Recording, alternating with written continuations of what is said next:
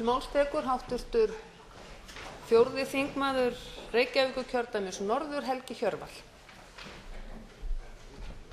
Virðulegur forseti. Alþingi þarf ekki enn eitt vantraustið.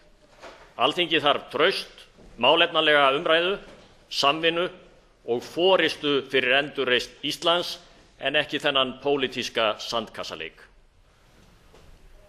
Þetta hefur verið langur vetur frá kreppunni og oft hefur þessi stofnun valdið þjóð sinni vonbrigðum. Í áramótaskaupinu kom það ágætlega fram þegar að kallað var eftir því að við hér á þessum vettvangi legðum til hliðar karpið og deilurnar og tækjum höndum saman og leystum og lykjum málum og innum okkur fram á veginn. Það var sumpart í anda þess að hér gerði sá óvenjulegi viðburður í vetur að forysta Sjálfstæðisflokksins ákvað að hefja sig upp yfir hefðbundnar víggirðingar á milli stjórnar og stjórnarandstöðu. Taka hér í þinginu málefnalega afstöðu í erfiðu máli, sýna kjark og axla ábyrgð. Og ég er viss að ég var ekki einn að binda nokkra von við það að þar sæjum við glitta í þá nýju stjórnmálamenningu sem að kallað væri eftir að leysti af hólmi það ömurlega skotgrafakarp sem einkennt hefur íslenska stjórnmálamenningu og leitt okkur til þessa ófarnaðar.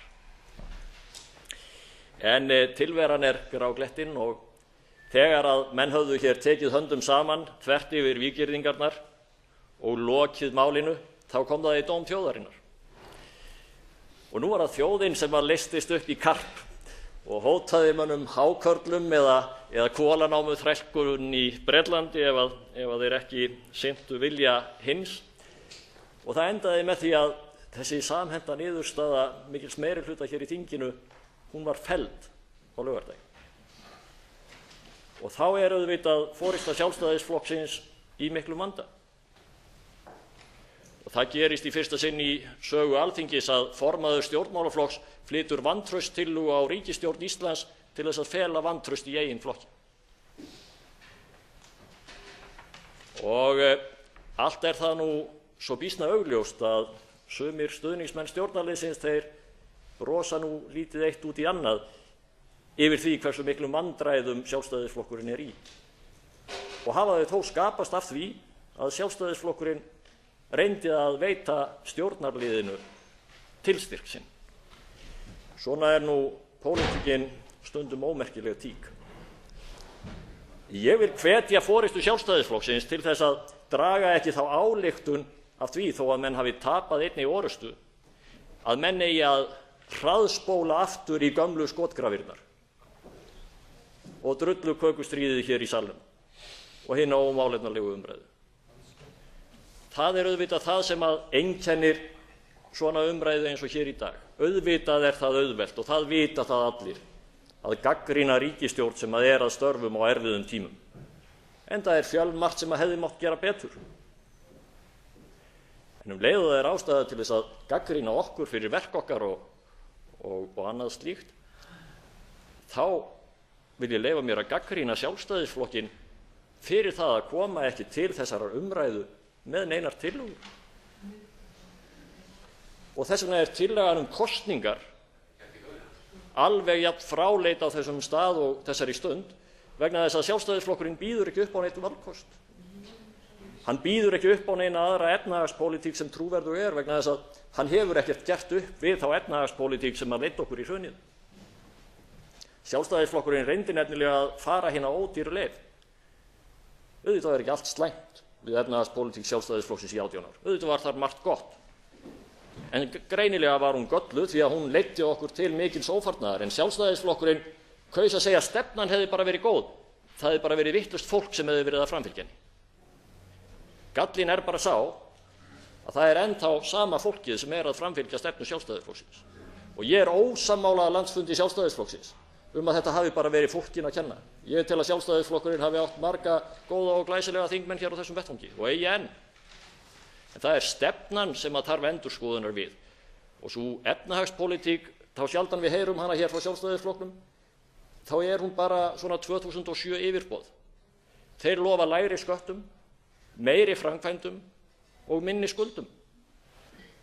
Og það veit að hvert barn að slík efnahagspólitík gengur ekki upp, og þess vegna er engin trúverðugur valkostur við efnahagspólitík ríkisstjórnarinnar til þess að efna til kosninga um.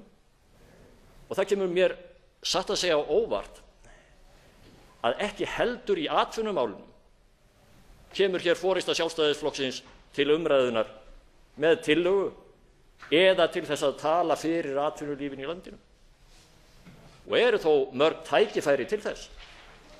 Það er að vísu ofmælt hjá forseta Íslands að hér sé atvinnulíf með miklum blóma og við Íslendingar séu miklu klárari í efnahagsmálum en Moody's. En það er hins vegar þannig að það er margt jákvætt að gerast í íslensku atvinnulífi. Þar eru mörg tækifæri og við höfum verið að sjá vaxandi fjárfestingar. Og ef að við höldum hér rétt á spilunum og höldum áfram að vinna að því mikla uppbyggingarstarfi sem að okkur var falið eftir hrun, þá getum við náð gríðarlega miklum árangri. Samdráttarskeiðinu er lokið. Allar helstu hagstærðir, vextir, verðbólga og önnur skilyrði eru orðin býsna hagfelld. Og það er tækifæri til þess að snúa hjólum atvinnulífsins virkilega í gang ef að menn taka höndum saman.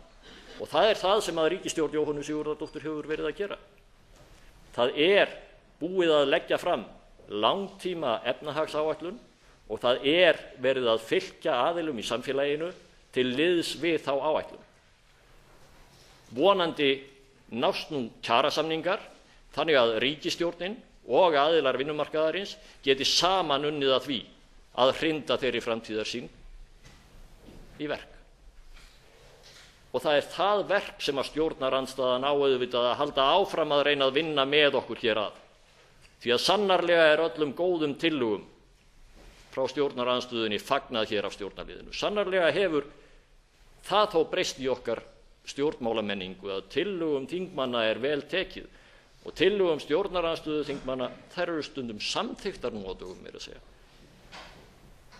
Og við höfum þess vegna ekkert með vantraust að gera núna. Við höfum ekkert að gera með kosningar. Það eru erfiðir tímar. Það er úr litlu að spila, það er ekki hægt að gera allt fyrir alla. En mesti vandinn er að baki og uppbyggingin er framundan. Tími töfralausnanna, hann er sannarlega liðinn. En við Íslendingar megum læra það og eigum að hafa lært það að sígandi lukka er best.